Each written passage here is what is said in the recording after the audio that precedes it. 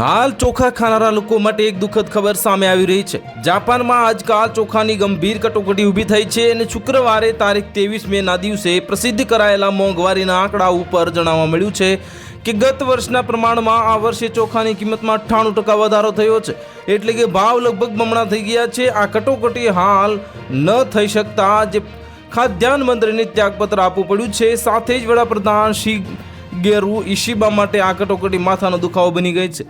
આ અચાનક ભાવ વૃદ્ધિના 4 મુખ્ય કારણો છે। તો પહેલું કારણ તે છે કે 2023માં રેકોર્ડ ગરમીને લીધે ચોખાનું ઉત્પાદન ઘટી ગયું છે। બીજું કારણ તે છે કે 2024માં ભૂકંપની ચેતવણીથી લોકોને ગભરાટમાં મોટા પાયે ચોખાની ખરીદી શરૂ કરી હતી અને જાપાનમાં મુખ્ય ખાદ્યાન્ન ચોખા છે, તેથી તેનો સંગ્રહ કરવા પડાપડી થઈ હતી। વધુ કારણ તે છે કે જાપાનમાં પર્યટકોની સંખ્યા ખૂબ વધી છે। તેઓ ચોખા અને સુશીની જે ડીશ બીજી કોઈ પણ ડીશ કરતાં વધુ પસંદ કરે છે અને તેથી ચોખાની માંગ વધી જતાં જે ભાવ વધી જાય તે સહજ છે। વળી સંગ્રહખોરી પણ થાય છે અને જાપાનમાં સરકારે જ ચોખાને બદલે અન્ય ફસલ ઉગાડવા ઉપર ભાર મૂક્યો છે, તેથી જ ચોખાનું ઉત્પાદન ઘટ્યું છે।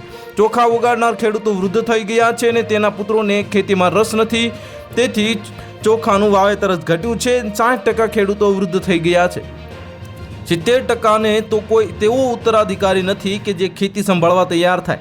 90 વર્ષના ચોખાના વેપારી જેઓ 3 પેઢીથી જથ્થાબંધ ચોખાની દુકાન ચલાવે છે, તેમણે કહ્યું હતું કે જાપાની અધિકારીઓ જ ચોખાનું ઉત્પાદન કરવાને બદલે અન્ય અનાજનું ઉત્પાદન કરવા કહેતા હતા, તેથી ચોખાનું ઉત્પાદન ઘટ્યું છે।